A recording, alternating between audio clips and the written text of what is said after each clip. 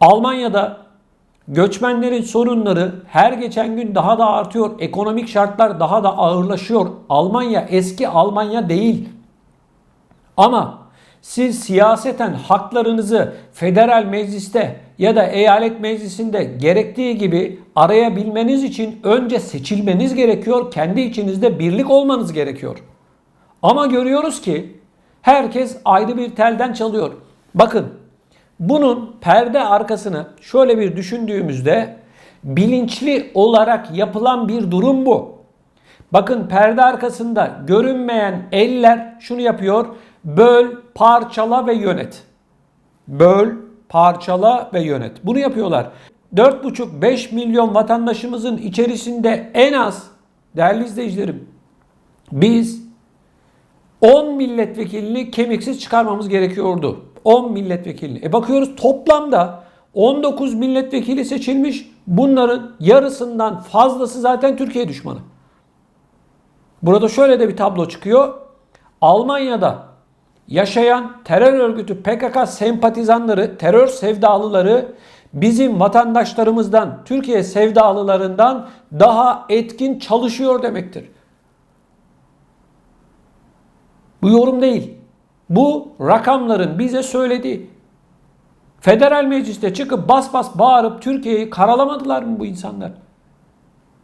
Ama maalesef bizim vatandaşlarımız birlik olamıyor. Maalesef. Eğer birlik olabilseydik bugün federal mecliste Türkiye kökenli olanların sayısı 19 değil en az 29 olurdu.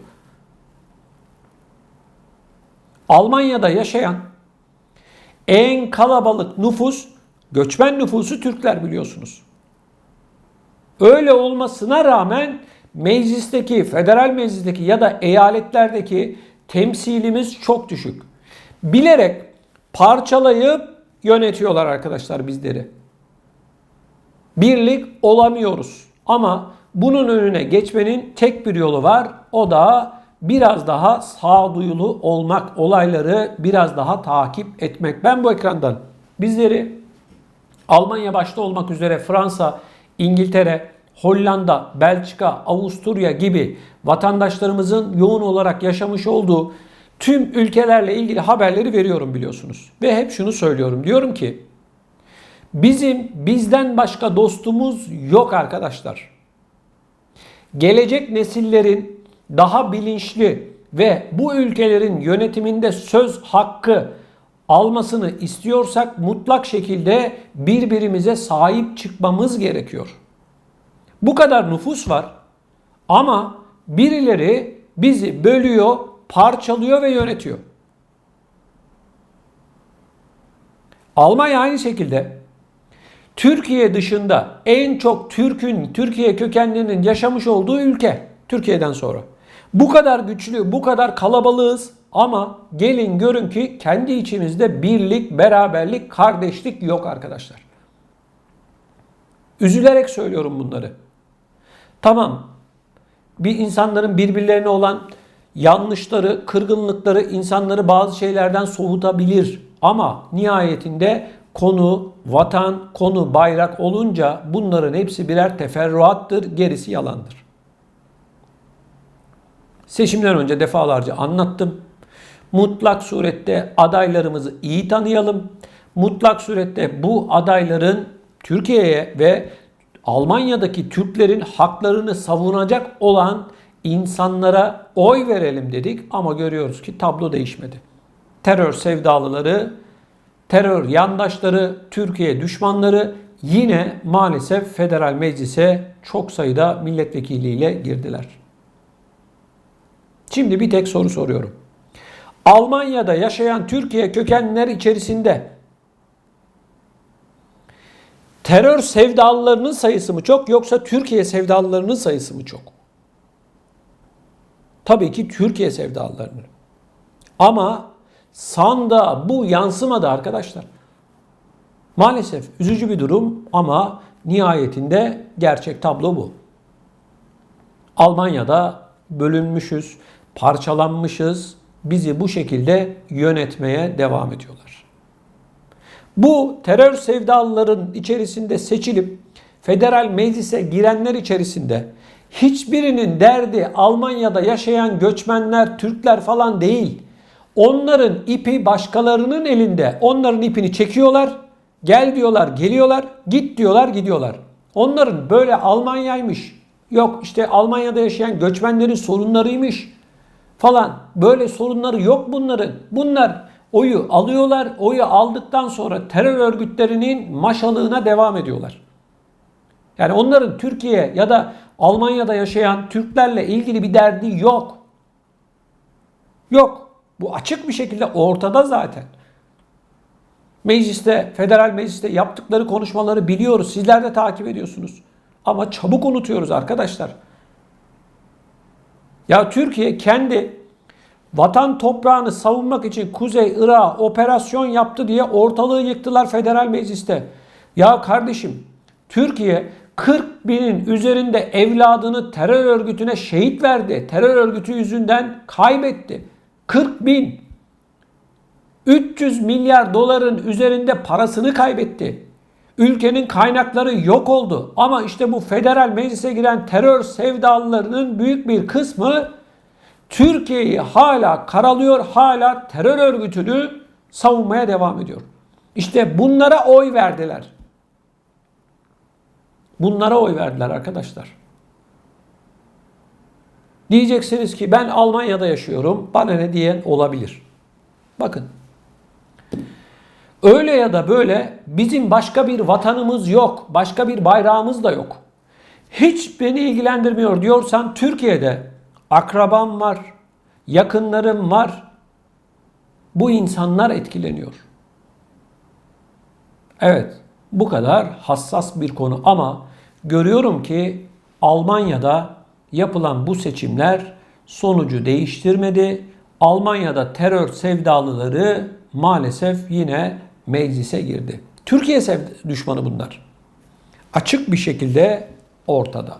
Saygıdeğer izleyicilerimiz, Almanya seçimleri bize bir başka gerçeği daha gösterdi. Nedir bu gerçek? Irkçı söylemleriyle bilinen ve Almanya'nın ırkçılarının bir araya toplanmış olduğu AfD ile ilgili akıl almaz oy oranı maalesef göçmenleri çok yakından ilgilendiriyor. Almanya'da yaşayan en kalabalık, en çok nüfusa sahip olan Türkleri daha çok ilgilendiriyor. Değerli izleyicilerim, maalesef siyasetçiler oy kazanabilmek için, kendi fikirlerini ülkeye yayabilmek için toplumun içerisine adeta dinamit atabiliyorlar ve toplumun içerisinde kendini bilmezler, ırkçılar çeşitli eylemlere katılabiliyor. Bildiğiniz üzere geçtiğimiz aylarda, geçtiğimiz yıllarda vatandaşlarımızın evlerine kundaklama girişimleri oldu. Diri diri yakıldılar, iş yerlerine saldırılar oldu. Pek çok vatandaşımız bu ırkçı saldırılar sonucunda hayatını maalesef kaybetti. İşte bu saldırıları yapan insanların bir nebze olsun beynine giren, işte bu insanları tetikleyen partilerden bir tanesi de bu AfD. Seçimler geride kaldı. Şimdi bu AfD ile ilgili düşündürücü bir sonucu sizlerle paylaşacağım. Bakın, Saksonya eyaletinde AfD federal seçimde birinci oldu. Saksonya'da AfD'nin adayı Görlitz seçim bölgesinde açık ara birinciliği kazandı. Parti eyalet seçim sonuçlarına göre %28.2 oy aldı. AfD'yi takip eden ikinci güç ise %19.3 ile SPD oldu ve onu %18.3 ile CDU izledi. Yeşillerin oyları %5.1'de kaldı. Evet değerli izleyicilerim, bakın sadece bu Saksonya'daki oy oranı bize şunu gösteriyor. Irkçılık Almanya'da yükselmeye devam ediyor ve devam edecek. Bu kadar insan, bu kadar ırkçı söylemlerde bulunan bir partiye oy verdiler. Bu parti açık açık şunu söylüyor. Diyor ki biz Almanya'da göçmen istemiyoruz. Biz Almanya'da Alman soyundan gelen başka hiç kimsenin yaşamasını istemiyoruz. Hatta bir adım daha ileri giderek göçmenlerin Almanlardan daha az oranda maaş ve para kazanması gerektiğini söylüyorlar. AfD'nin zaten mantalite olarak kuruluşu kafatasçılık üzerine kurulu bir parti arkadaşlar. Sadece Alman ırkı diyorlar. Şimdi böylesine sert, insan haklarından uzak söylemleri bulunan bir partinin Saksonya'da birinci parti olması bize, özellikle de göçmenlere çok ama fazla şeyi hatırlatıyor. Neyi hatırlatıyor? Türklere yapılan saldırıları hatırlatıyor. Zollingen'den tutun Hanau saldırısına kadar pek çok vatandaşımızın diri diri yakıldığı, hayatını kaybettiği pek çok olayı hatırlatıyor. İşte Almanya'da bir diğer istatistik, resmi rakamlara göre değerli izleyicilerim, günlük en az 3 tane resmi makamlara intikal eden ırkçılık olayı mevcut. Bunlar sadece intikal edenler, yani polise ya da adli makamlara intikal edenler. Hiç kimse bana şunu söylemesin: Almanya'da ırkçılık yok, Almanya'da hiçbir şekilde insanlara ayrım yapılmıyor demesin. İşte Almanya'nın içerisinde böyle bir partinin Saksonya'da birinci parti olması demek, önümüzdeki yıllarda başka sorunların da, özellikle göçmenlerle ilgili başka sorunların da yaşanacağına en büyük işaret. AfD çıkıp açık açık kafatasçılık yapıyor ama ona rağmen birileri gidip buna oy veriyor. Bakın, bir diğer anlamı şu aslında bu sonucun. Almanlar içerisinde de ırkçılık had safhaya ulaşmış vaziyette. Birileri çıkıp açık açık ırkçılık yapmasa da, söylemese de içinde bu ırkçılığı taşıdığını gösteriyor bu seçim sonucu arkadaşlar bize. Onun için insan haklarının, demokrasinin merkezi olduğunu söyleyen Almanya gibi ekonomik olarak süper bir gücün mutlak surette göçmenlerle entegrasyona daha çok önem vermesi gerekiyor. Göçmensiz Almanya'nın bir hiç olduğunu bilmesi gerekiyor. Evet, Almanya göçmenlerle ayakta duran bir ülke. İkinci Dünya Savaşı'ndan sonra sanayi devrimini yine göçmenler sayesinde gerçekleştirmiş olan bir ülke. 1961 yılında Türkiye ile yapılan anlaşma sonrasında bizim büyüklerimiz Almanya'ya gelirken, o hani trenlerde tahta bavullarla gelirken, işte çalışıp para kazanmak için geldiler ama hepsi çalışıp zor şartlarda para kazanırken Alman ekonomisini de dünyanın en süper ekonomilerinden bir tanesi yaptılar. Şimdi bugüne geldiğimizde, yaklaşık 60 yıl sonra geldiğimizde, bu ülkenin kalkınmasını sağlayan bu insanlar, onların çocukları, onların torunlarını bugün AfD ve benzeri partiler ve bu AfD'yi destekleyenler istemiyorlar. Biliyorsunuz, hep anlatılır, görülür ve bizler de izleriz. 1960'lı yıllarda Türkiye'den Almanya'ya gelen vatandaşlarımızın yaşadığı çileleri görürüz. İnsanlık dışı yerlerde yaşam mücadelesi verip hayatta kalmaya çalıştılar.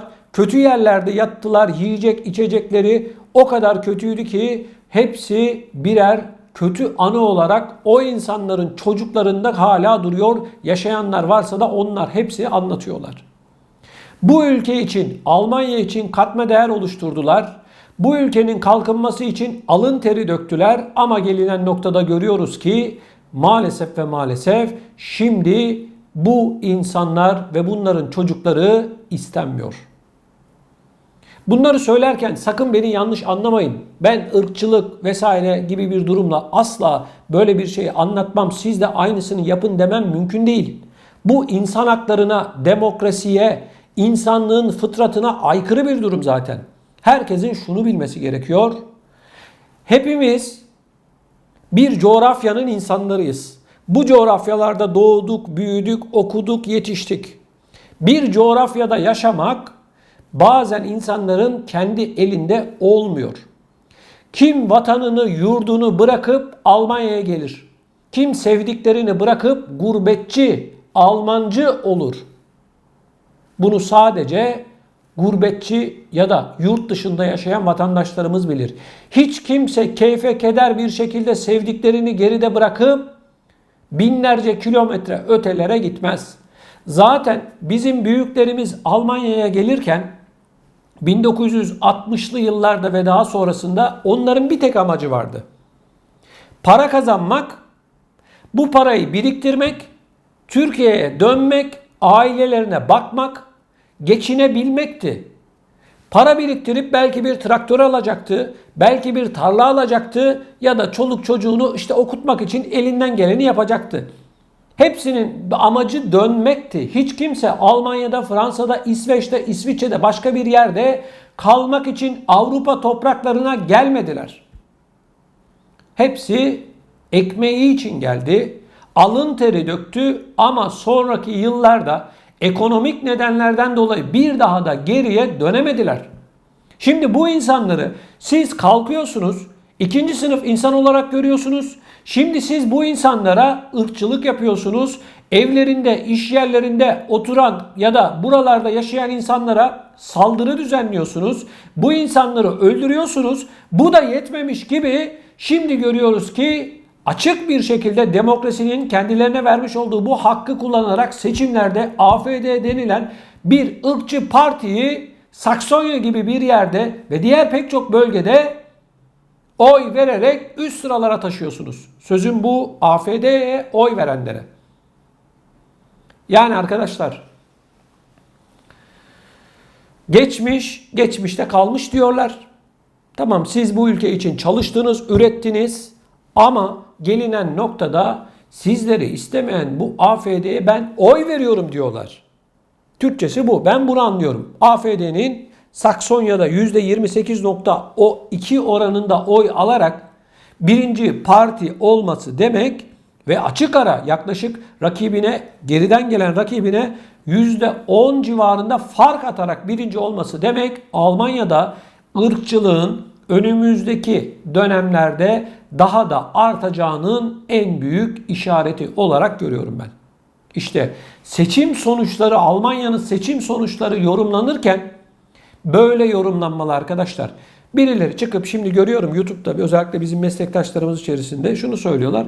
İşte koalisyon kurulacak, koalisyon şöyle olacak, işte yılbaşına kadar sürer falan. Ya arkadaş, bu koalisyonda göçmenlerle ilgili ya da Türkiye kökenli olanlarla ilgili ne var? Onu söyleyin bana. Ne var kardeşim? Hiçbir şey yok. Hiçbir şey yok. Ben bundan sonrasını anlatıyorum. Diyorum ki bak bunlar olacak.